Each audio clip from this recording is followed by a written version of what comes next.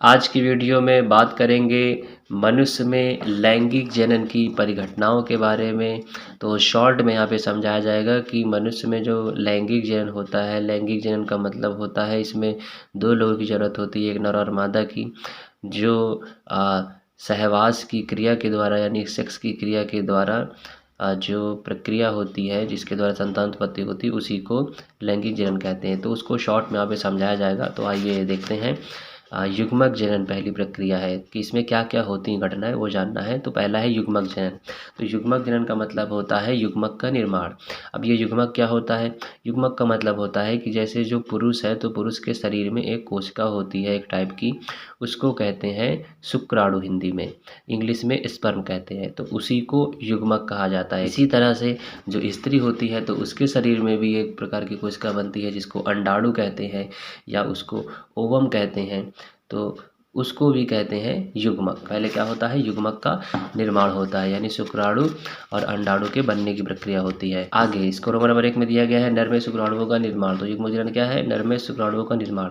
अब जो शुक्राणुओं का निर्माण है, प्रक्रिया है, इसको एक नाम दिया गया है, इसको कहते हैं स्पर्मेटोजेनेसिस। तो स्पर्मेटोजेनेसिस अगर पूछा जाए कि बताइए स्पर्मेटोजेनेसिस की परिभाषा क्या है, तो आपको बताना है कि जो नर में शुक्राणु के बनने की प्रक्रिया होती है उसी को स्पर्मेटोजेनेसिस कहते हैं। इसी तरह से मादा में जो अंड कोशिका यानी ओवम जो है वो बनने की जो प्रक्रिया है उसको कहते हैं oogenesis। तो इसके बाद आगे जानते हैं नंबर 2 में युग्मक का स्थानांतरण। तो पहले क्या हो जाता है? पहले युग्मक बनते हैं, फिर इसके बाद क्या होता है? युग्मक का स्थानांतरण होता है। तो युग्मक का स्थानांतरण क्या है?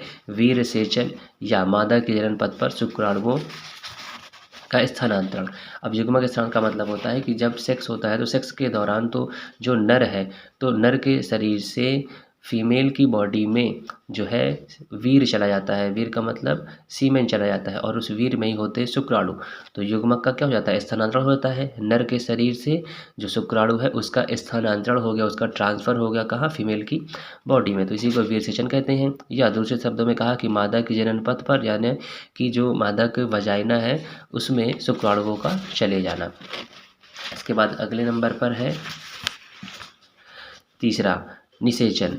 तो पहले युग्मक जनन हुआ, पहले युग्मक बन गए, फिर युग्मक का ट्रांसफ़र हो गया, ठीक है। तो नर के शरीर में अलग युग्मक बना, मादा के शरीर में अलग युग्मक बना, उनके बीच सेक्स हुआ, सेक्स से वीरसेचन यानी वीर जो है फीमेल की बॉडी में चला गया जनन पथ में। अब क्या होगा? अब शुक्राणु मादा की बॉडी में आ गया है और अब जो है निषेचन होगा। तो निषेचन क्या होता है? नर एवं मादा युग्मक संलयन से युग्मनज बनता है। कई लोगों को कन्फ्यूजन जाता है कि निषेचन ही सेक्स है, जबकि निषेचन और सेक्स अलग है। तो सेक्स जो होता है वो फिजिकली बॉडी के द्वारा की जाने वाली क्रिया है और जो निषेचन है तो ये जो युग्मक है इनके मिलने की क्रिया को ही निषेचन कहते हैं। तो जो शुक्राणु है और जो अंडाणु है, संलयन मतलब होता है मिलना, ये दोनों मिल जाते हैं, उसके मिलने के बाद बनता है युग्मनज। युग्मनज का मतलब है जाइगोट। तो ये प्रक्रिया ही कहलाती है निषेचन। निषेचन होने के बाद नंबर 4 में होता है विदलन। जब निषेचन के बाद जाइगोट बन जाता है तो जाइगोट में विदलन होता है। विदलन का मतलब होता है ऐसे ये जाइगोट बन गया, अब इसमें यहाँ पे डिवीज़न होता है, क्लीवेज बनता है। विदलन को इंग्लिश में क्लीवेज कहते हैं। तो यहाँ पे एक खाँच सी ऐसी बनी हुई दिखाई देती है और ये इसको बांटने का काम करती है, फिर यहाँ से ऐसे और बढ़ती है। तो यहाँ पे डिवीज़न का काम स्टार्ट होता है विदलन में। तो ये जाइगोट प्रक्रिया होती है। फिर इसके बाद है कोरकपुटी। तो डिवीज़न होने के बाद में, सेल डिवीज़न होने के बाद में यहाँ पे ब्लास्टोसिस्ट यानी कोरकपुटी हिंदी में कहते हैं वो बन जाता है। अब ये जो ब्लास्टोसिस्ट है इसका क्या काम है? ये जो है गर्भाशय भित्ति में चिपकना एवं रोपण। तो ब्लास्टोसिस्ट जब बन जाता है तभी ये स्त्री के गर्भ में जहाँ पे गर्भाशय है वहाँ पर चिपकता है, इम्प्लांट होता है। तो जैसे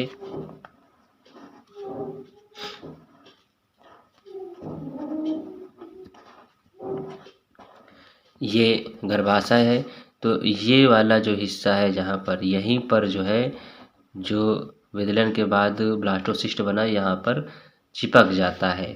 गर्भाशय की ये भित्ति है तो यहाँ पर ये चिपक जाता है।